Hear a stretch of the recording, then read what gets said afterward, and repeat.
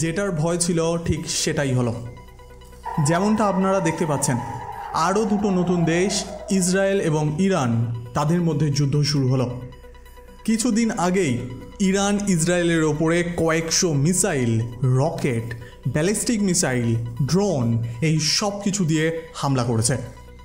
এই হামলাতে কিছু পরিমাণে ইসরায়েলের ক্ষতি হয়েছে, কারণ এই হামলার আগে ইরান ইসরায়েলের ওপরে সাইবার অ্যাটাক করে, যার জন্য কিছু পরিমাণে মিসাইল সিস্টেম কাজ করা বন্ধ করে দেয়। বিশেষ করে ইসরায়েলের একটা এয়ারবেসের ওপরে কতগুলো রকেট এসে পড়ে। শুধু তাই নয়, ইসরায়েলের ওপরে ইরানের সাথে সাথে লেবানন, ইয়েমেনও ড্রোনের সাথে হামলা করে। অর্থাৎ ইসরায়েলকে চারিদিক থেকে ঘিরে হামলা করা হয়। কিন্তু আশ্চর্যের বিষয় এটা, এত বড় হামলা হওয়ার পরেও ইসরায়েলের তেমন কোনো ক্ষতিই হয়নি। শুধু তাই নয়, একজনেরও মৃত্যু পর্যন্ত হয়নি। তাহলে ভাবুন ইসরায়েলের মিসাইল ডিফেন্স সিস্টেম কতটা শক্তিশালী। এই ভিডিওটা দেখুন, এখানে এক ব্যালিস্টিক মিসাইলকে ডিস্ট্রয় করা হচ্ছে। এমন দৃশ্য এর আগে দেখা যায়নি। নিউজ রিপোর্ট অনুযায়ী 99% মিসাইলকে ইসরায়েল হাওয়াতেই ডিস্ট্রয় করে দিয়েছে। এটা এক অসাধারণ রেকর্ড যে কোনো দেশের জন্য। মিলিটারি পয়েন্টের ভিত্তিতে এই অ্যাটাক অসফল হলেও ডিপ্লোম্যাটিক দিক থেকে ইরান সফল হয়েছে। কারণ ইরান যেটা বলেছিল এক সপ্তাহ আগে যে আমরা ইসরায়েলকে অ্যাটাক করব, সেটা সে করে দেখিয়েছে। আসলে এই ঘটনা শুরু হয় ইসরায়েলের পাশের দেশ সিরিয়ার রাজধানী ডামাস্কাস থেকে। ডামাস্কাসের মধ্যে ইরানের কাউন্সিলেট অফিসে ইসরায়েল বোমা ফেলে দেয়, যার ফলে ইরানের 2 মেজর র্যাঙ্কের লোক মারা যায়।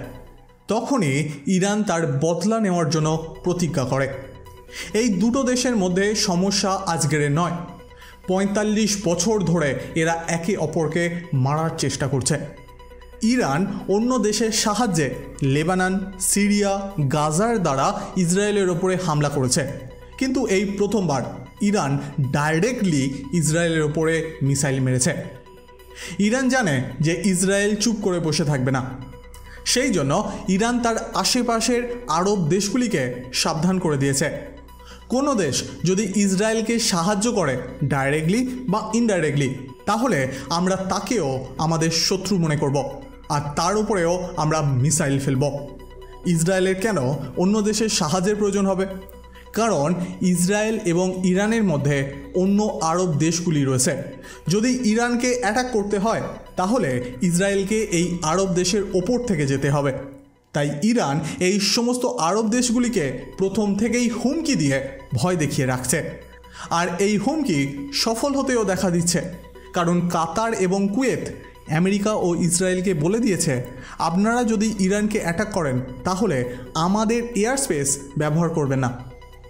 কিন্তু আমরা জানি এখানে কোনো সাধারণ দেশের কথা হচ্ছে না, এখানে ইসরায়েলের কথা হচ্ছে।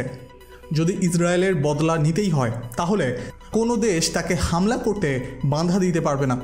এমনকি আমেরিকা পর্যন্ত তাকে বাধা দিতে পারছে না, কারণ এই হামলার পরে আমেরিকা বলেছে যেন এই বিষয়টা এখানেই শেষ করে দেওয়া হয়, ইসরায়েল যেন বদলা না নেয়।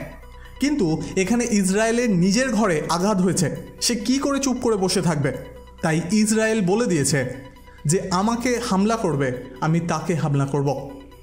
আজকের আমরা যে ঘটনা শুনছি, ইরান ইসরায়েলের ওপরে অ্যাটাক করেছে, এটা বড় বিষয় নয়, কারণ এটা মনেই করা হচ্ছিল যে ইরান ইসরায়েলকে অ্যাটাক করবে। কিন্তু বড় বিষয় তখন হবে যখন ইসরায়েল ইরানের ওপরে অ্যাটাক করবে। ইসরায়েলের বদলা আমরা দেখেছি, প্রায় অর্ধেক গাজা খালি হয়ে গেছে। তাহলে ভাবুন যে ইরানের কি অবস্থা হতে পারে। আর এমন ঘটনা ঘটলে পুরো পৃথিবীর সাথে ভারতের অর্থনীতিও এক বড় ধাক্কা খাবে।